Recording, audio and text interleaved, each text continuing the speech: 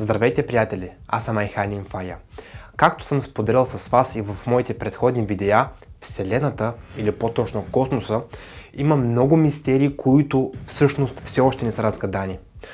Но ако сте пропуснали моите предходни видеа, то в това видео ще ви разкажа много тайни мистерии, които просто нямат обяснения. Но за какво ще говоря, какви тайни и мистерии крие космоса, ще разберете малко по-напред в клипа.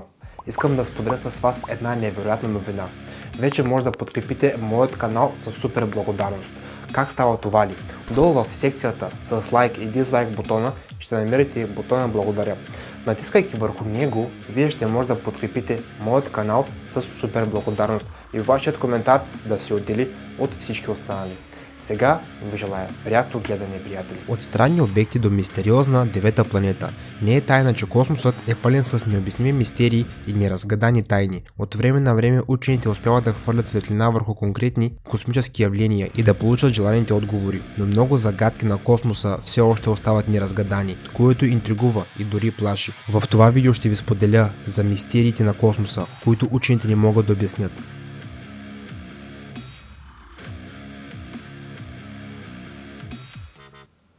Монолит на Марс. Преди няколко години една от американските междупланетни станции е открила Фобос, странен монолит, който много е озадачил учените. Монолитът, както са смятали учените, е голям камък, достигащ по някои оценки височина до 90 метра. Намира се в центъра на пустинна равнина, който го прави лесно забележим. Според учените, монолитът на Фобос е монолит с относителна правилна форма, който най-вероятно се е откъснал от близките хълмове. Според друга версия, това е скала, образувана след удар от метеорит. Теоретиците и любителите на конспирациите смятат, че този монолит е изкуствен и е построен от извънземни. Във всеки случай, произходът на странният обект на Фобос до ден днешен не е известен.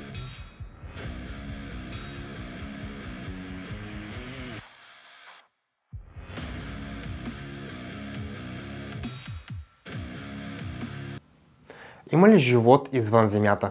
А може би това е най-важната мистерия, свързана с космоса. Всички знаем много истории за извънземни, които се разказват във филми, книги или легенди. Тези истории обаче все още остават само измислици и предположения, тъй като учените все още не са успели да открият признаци на интелигентен живот извън Земята. Въпреки факта, че технологиите са направили значителен скок напред през последните десетилетия, изследователите все още търсят живот на други планети. Всъщност, както знаете, хората са интелигентни същества, но вероятността да съществува интелигентен живот на други планети е много висок. Учените вече са открили много странни космически явления, от примитивни организми до мощни радиоизблици и странни сигнали от дълбокият космос. Всички тези открития и явления предполагат, че някъде далеч има живот и може би дори интелигентен живот. В момента обаче е невъзможно да се потвърди това на 100%.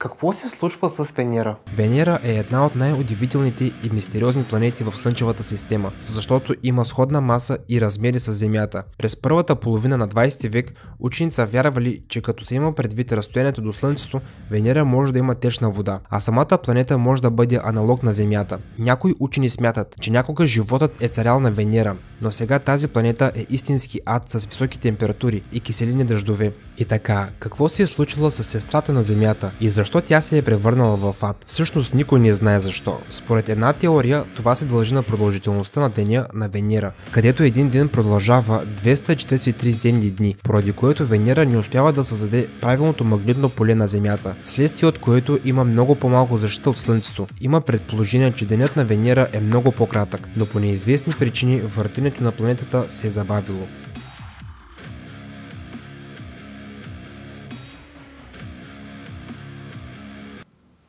Пепелна светлина на Венера. Има още мистерии, свързани с Венера. Ще поговорим за необяснимата пепелява светлина на тази планета. Пепелявата светлина се отнася до слабото сияние, което може да се види от неосветената страна на Венера. Това явление е открито за първи път през далечната 1643 година и от тогава е наблюдавано многократно. Но това явление не е получило задоволително обяснение. Според основната версия, пепелната светлина причинява атмосферно електричество на Венера. Чести удари на светкавици осветяват небето на Венера, създавайки слабо сияние. Тази версия обаче се разминава с показанията на космическата сонда Касини. Когато е прилитала покрай планетата, тя тя не е успяла да открие висококачествени смущения, които подобна мълния би трябвало да причини. Ето защо пепелната светлина на Венера все още е една от най-загадъчните мистерии на космоса, които учените ще трябва да разрешат. Гейзерите на Церера.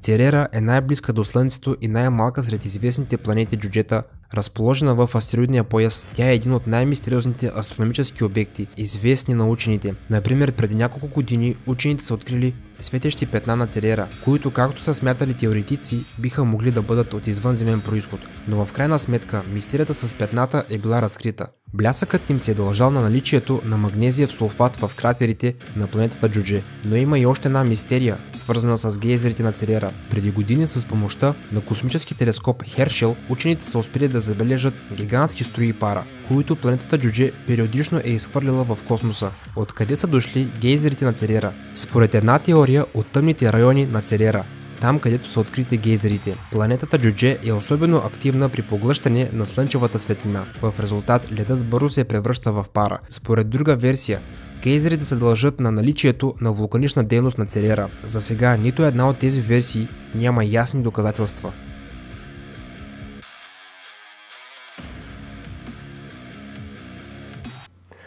Съществува ли девета планета? Ако сте родени в началото на 90-те, края на 80-те години, определено сте хванали времето, когато в училищата са ви учили, че има 9 планети в Слънчевата система, последна от която е Плутон, открита през 1930 година. В момента, според общоприетата версия, Слънчевата система може да се похвали с 8 планети, тъй като през 2016 година Плутон е загубила статута си на планета поради малкият си размер. Преди години обаче се е появила информация, че все още има 9 планети в Слънчевата система. Деветата е потенциално съществуващ, разположен във външната част на Слънчевата система. Преди няколко години астрофизиците Константин Батигин и Майкъл Бран са изложили хипотеза за съществуването на девета планета, но самата планета все още не е била открита. Астрофизиците смятат, че шансът тази планета наистина да съществува е много голям. Във всеки случай, в момента никой от учените не може да каже на 100% дали съществува девета планета, така че остава да чакаме новите открития.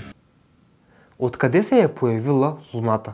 Не е необходимо да търсим гатанки в далечното пространство. Да вземем, например, Луната, най-близкият астрономически обект до Земята. Знаем много за нашият естествен спътник. През 20 век астронавтите дори са летели до Луната. Може би Луната е най-изучаваният космически обект, но учените до ден днешен не могат да обяснят неговият произход и до ден днешен не се знае как се е появила с точност. Въпреки многобройните проучвания, отговорът на този въпрос все още не е намерен и всичко остава на ниво теория и предположения. Що се отнася до теориите, най-популярната от тях гласи, че Луната се е появила в резултат от сблъсъка на Земята с голяма протопланета, което се е случило преди около 4,5 милиарда години.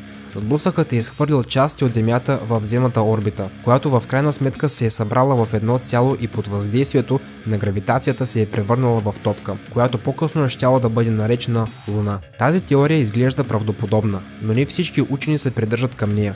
Някои, например, твърдят, че Луната е създадена от Земята, като се е отделила от нея на ранен етап. Други смятат, че Луната е била претеглена от гравитационното поле на Земята. С други думи, Луната всъщност е астероид, заседнал в нашата гравитация, но все пак не можем да кажем на 100%. Слънчево затъмнение.